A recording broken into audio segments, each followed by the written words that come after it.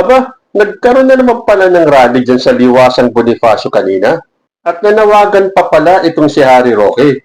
Sabi niya, makiisa na po tayo. People's Indignation Rally laban sa korupsyon. Ipaglaban ang bayan Sunday, July 19, 2026. Nationwide, simultaneous rally, peaceful, non-partisan, constitution-based, law-abiding, organized by United People's Initiative. At kung dati ang sigaw nila ay We Are One, tapos naging The Big One, ngayon naman ay One People, One Voice, One Philippines. Tama na. Sobra na. Oh, ano pong nangyari?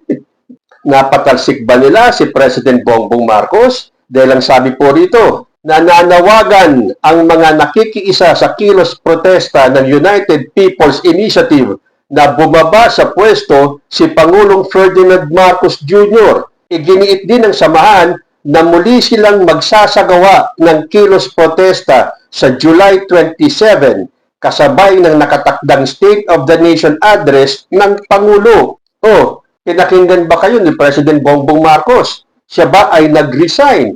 Balita ko, naghahanda na si President Bongbong Marcos para sa kanyang State of the Nation address. Alam niyo ba kung bakit hindi kayo nagtatagumpay? Dahil sabi nga dito, peaceful, non-partisan, constitution-based, law-abiding. Peaceful ba yung ginagawa nyo na naghihintay lang kayo ng trigger? Yung mag-i-spark na kayo ay sumugod sa Malacanang or kung saan man para pababain si President Bongbong Marcos? Non-partisan ba yan? Sino ba ang organizer nitong United People's Initiative? Kundi si Pokis. So pag narinig mo yung salitang Pokis, alam mo na hindi yan non-partisan. Siya ay isang DDS. So paano naging non-partisan yan? Constitution-based? Anong constitution-based doon?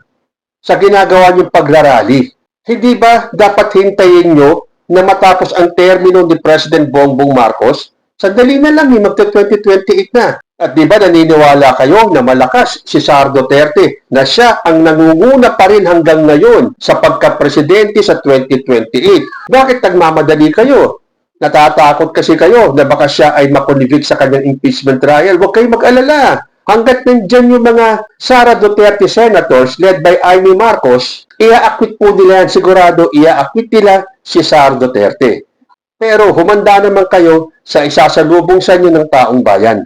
Puro naman tayo taong bayan eh. Kaya lang, mas naniniwala kami na dapat lumabas ang katotohanan. Naniniwala kami na hindi dapat harangin itong impeachment trial ni Sara Duterte. At naniniwala kami na dapat maghintay kayo ng 2028 kung talagang naniniwala kayo na si Sara Duterte ang susunod na presidente ng Pilipinas. At alam niyo ba kung bakit hindi kayo nagtatagumpay kahit mayat-maya kayo nagrarally?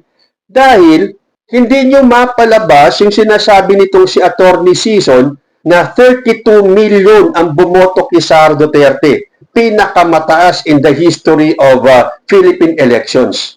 Tapos i-impeach nyo lang? O palabasin nyo muna ngayon. Alam nyo, kung mapapalabas nyo yung 32 million ni Sara Duterte, hindi na kailangan ng impeachment. Hindi na kailangan maghintay ng 2028. Ngayon pa lang, mapapababa nyo na si President Bongbong Marcos.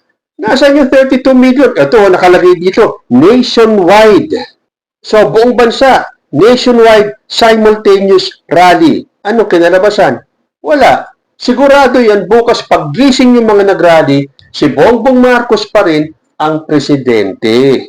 Hanggat hindi lumalabas yung 32 million na bumoto kay Sara Duterte at yung sinasabi ng survey na 58% daw ang nagtitiwala kay Sara Duterte. O nasan kayo? Ba't hindi kayo lumabas sa rally na to? Nakakapagod na ang kakarally ninyo. Napapagod na rin yung mga kaalyado ninyo na umattend sa rally ninyo kasi walang nangyayari. Hindi nyo kayang pababain si Bongbong Marcos. So kahit na maglabas pa kayo ng kung ano-anong rating, tulad dito, may lumabas kanina, bumaba daw ang trust rating ni Pangulong Bongbong Marcos sa second quarter ng 2026. Ayon yan sa survey ng social weather stations. Ito ba, bago ba to? O inilabas na naman? Kasi nung isang araw pa, di ba, lumabas yung survey ng SWS. O bakit hanggang ngayon?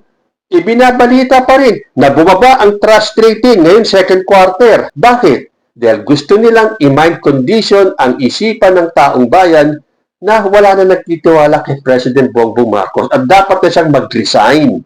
Kaya lang, ang tanong kasi, kung bakit hindi nakikiisang taong bayan, pabababain nyo si President Bongbong Marcos, sinong ipapalit? Si Sara Duterte. Hindi nga niya maharap ang impeachment trial niya.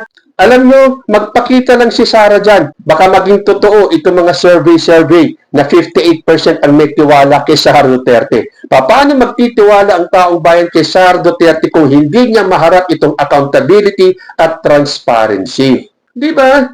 Magpakita siya ng leadership. Ipakita niya sa taong bayan na kaya niyang harapin lahat ng pagsubok na ito. Hindi Dahil inherent na dito kay Sara Duterte ang hindi sumisipot sa kahit na anong event. Kahit na yan ay kailangan ipakita niya at harapin ang accountability at transparency. Natatandaan ninyo, nung vice presidential debate noong 2022, ni minsan hindi sumali si Sara Duterte sa mga debate sa pagka-vice presidente. Yung pala, ganun din ang style niya. Hindi siya sisipot sa mga hearing, sa mga subpoena, at kahit na sa kanyang impeachment trial.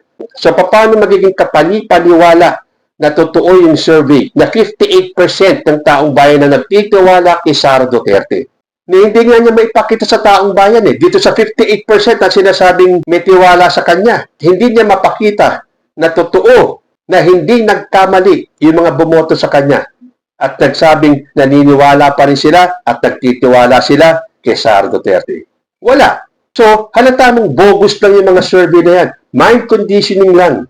Tapos, next week na naman daw, sa SONA ni President Bongbong Marcos, lalabas na naman itong rally ng mga DDS. O, papalit-palit na sila ng pangalan. Ngayon naman, People's Indignation Rally. Pero pag nakita mo naman, yung isa sa mga nag-uudyok na mag-people power, isa na si Harry Roque, wala.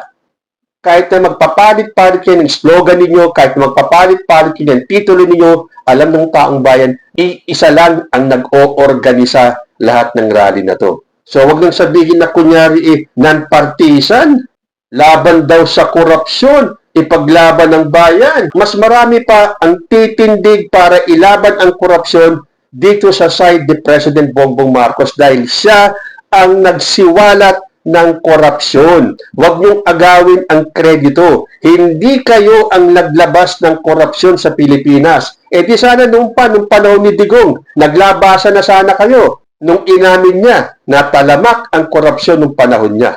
At kahit na si Sara Duterte inamin na matagal na yung korupsyon bago pa naupo si President Bongbong Marcos. At next week, tulad ng sinasabi ng grupo ni Pokis na magrarally na naman daw sila, kalampagin ninyo yung 32 million dahil kapag yung 32 million na yun ang lumabas, wala na. Tapos na ang laban.